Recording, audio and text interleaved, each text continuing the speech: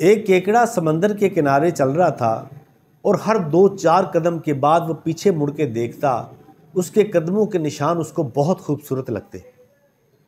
اس نے چلتے چلتے ایک بہت لمبی سی لائن بنا دی۔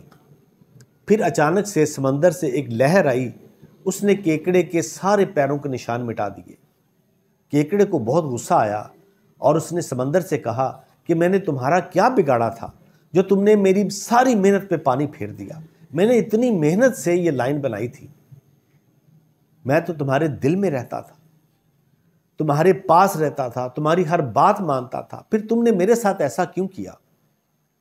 سمندر نے کہا کہ تم اپنے کام میں مگن تھے، تم چل رہے تھے، تمہیں بالکل اندازہ نہیں تھا، تمہارے قدموں کے نشان دیکھ کے ایک شکاری تمہارا پیچھا کر رہا تھا اور وہ چاہتا تھا کہ تجھے پکڑ لے اور تجھے مار دے، اس لیے میں نے تمہارے پاؤں کے نشان مٹا دیے۔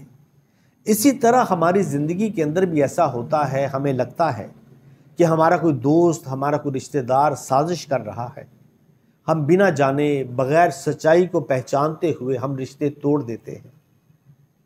یاد رکھیے گا، جو دکھتا ہے وہ اکثر ہوتا نہیں، اور جو ہوتا ہے وہ دکھتا نہیں۔